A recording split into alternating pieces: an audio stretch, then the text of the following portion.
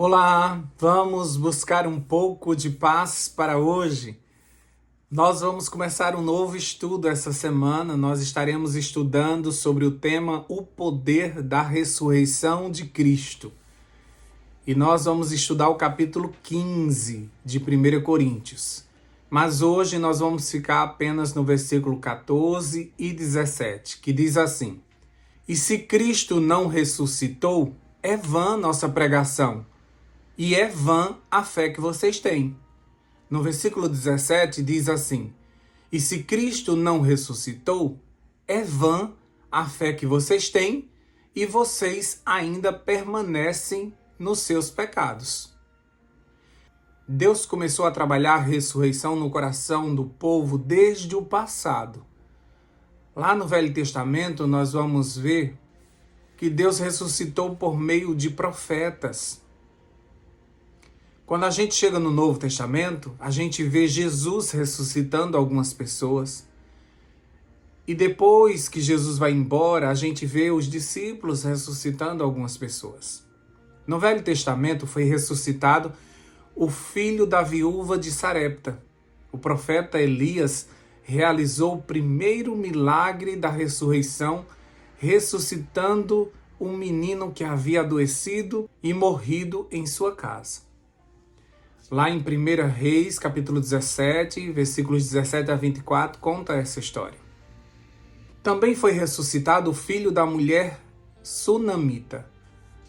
Foi ressuscitado por Eliseu. Essa história está em 2 Reis, capítulo 4, versículo 32 a 37. Houve também um homem anônimo que foi ressuscitado no túmulo de Eliseu. Após a morte de Eliseu, quando o corpo de um homem morto foi jogado às pressas em sua cova para fugir dos inimigos moabitas, e o homem reviveu ao tocar nos ossos do profeta. Isso está lá em 2 Reis, capítulo 13, versículo 20 e 21. Já no Novo Testamento, a gente vê Jesus ressuscitando o filho da viúva de Naim. Isso está lá em Lucas, capítulo 7, versículo 11 a 15. Ele também ressuscitou a filha de Jairo. Lucas, capítulo 8, versículos 41 a 55. Ele ressuscitou Lázaro. E essa foi uma ressurreição bem especial, porque já havia 4 dias que Lázaro tinha sido enterrado.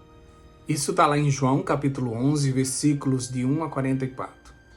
Também muitos santos ressuscitaram por ocasião da morte de Jesus. O véu foi rasgado e muitos santos foram ressuscitados.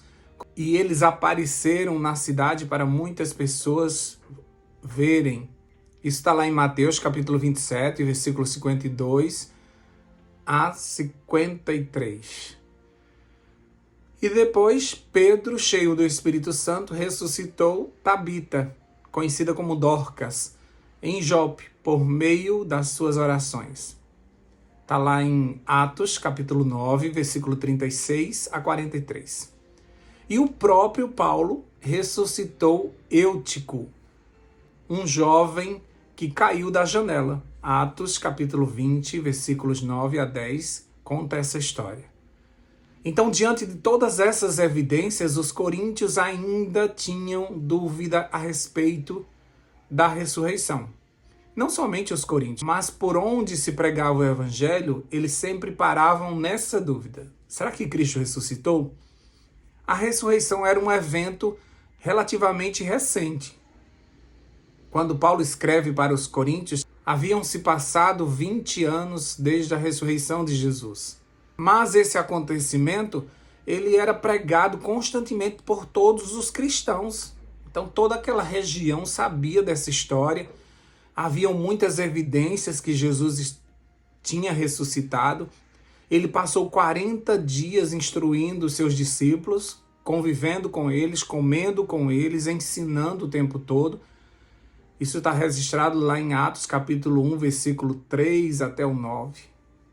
Talvez o fato de Jesus não estar vivo entre eles, naquele momento, quando foi escrito a carta aos Coríntios, por ele já ter subido aos céus, deixava uma dúvida no coração deles. Será que é mesmo ou isso é uma história? Mas Paulo os lembra que crer nesta ressurreição era fundamental para você ser considerado um cristão remido. Ele deixa bem claro nas palavras de hoje. Você lembra do versículo que a gente leu hoje, o 14 e o 17? Na linguagem de hoje diz assim, ó: se Cristo não foi ressuscitado, nós não temos nada para anunciar e vocês não têm nada para crer. No versículo 17 diz assim: e se Cristo não foi ressuscitado, a fé que vocês têm é uma ilusão e vocês continuam perdidos nos seus pecados. Se Jesus não ressuscitou, não há remissão de pecado.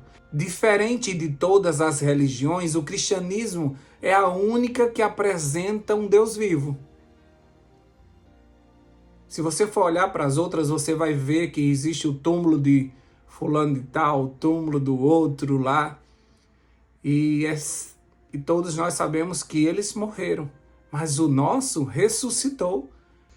O nosso pagou o preço do pecado e venceu a morte, nos trazendo vida e vida em abundância. Vida eterna. Para que serve acreditar num Deus morto? Como poderia nos ajudar um Deus morto? Como nós vamos consultar um Deus morto? Como teríamos esperança de ressuscitar um dia se ele não ressuscitou? Por isso que Paulo precisa ensinar isso com veemência para que os coríntios entendam que isso era necessário acontecer para que o preço fosse pago. E a vida que retornou para Cristo é a esperança para todos nós, que assim como ele ressuscitou, nós também iremos ressuscitar. Ou seja, ele venceu a morte. Aquela morte que era o salário do nosso pecado, que nós estávamos todos condenados. Agora, como bem disse Paulo em Romanos capítulo 8, nenhuma condenação há mais para nós que estamos em Cristo Jesus. Porque a condenação que era nossa foi sobre ele. E ele pagou um alto preço para isso.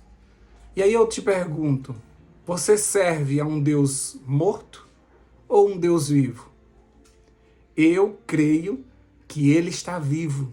Eu já falei com ele hoje, logo cedinho, quando eu acordei. Que você tenha essa chama acesa no seu coração. Que você não serve a um Deus morto, mas você serve a um Deus vivo que ressuscitou, pagando o preço alto para que você e eu estivéssemos salvos. Viva a vida que ele te deu. E tenha certeza de que, mesmo que a morte venha, ela agora só é um sono. Logo, logo você vai se acordar e verá o Senhor Jesus, aquele que te remiu. Vamos orar por isso? Deus querido, nós te agradecemos porque o Senhor pagou um alto preço para que nós fôssemos reconciliados com Deus, para que nós recebêssemos a vida eterna, para que nós tivéssemos o Teu Espírito Santo em nós. Obrigado, Senhor Deus, porque agora nenhuma condenação há. Obrigado, Senhor Deus, porque nós fomos tirados da morte para a vida. Obrigado, meu Deus, porque agora nós estamos aguardando a vida eterna, que o Senhor trará naquele grande dia, quando o Senhor mudará o nosso corpo e nos transformará em pessoas glorificadas, que assim como o Senhor, nós teremos vida eterna pulsando dentro de nós. Obrigado, Senhor Deus, porque essa história não foi inventada pelos discípulos, mas ela aconteceu como foi profetizado há muito tempo atrás, que o Senhor ressuscitaria ao terceiro dia. Obrigado porque isso aconteceu. Obrigado porque o Senhor foi preparar um lugar. Obrigado porque o Senhor vem nos buscar. Que essa esperança arda no nosso coração, porque a nossa fé não é uma ilusão. A nossa fé é firmada no Autor e Consumador, Cristo Jesus. Obrigado, Senhor Deus, por essa bendita esperança. Enche a nossa boca e o nosso coração desta palavra, para que possamos levar a outros a certeza de que Ele ressuscitou e nós também ressuscitaremos, se não da morte para a vida, desta vida para um novo corpo, para o encontro contigo nos ares. Dá-nos a tua paz, fica conosco nesse novo dia. Em nome de Jesus nós oramos e já te agradecemos. Amém, amém e amém. Paz para hoje é o que eu desejo para você.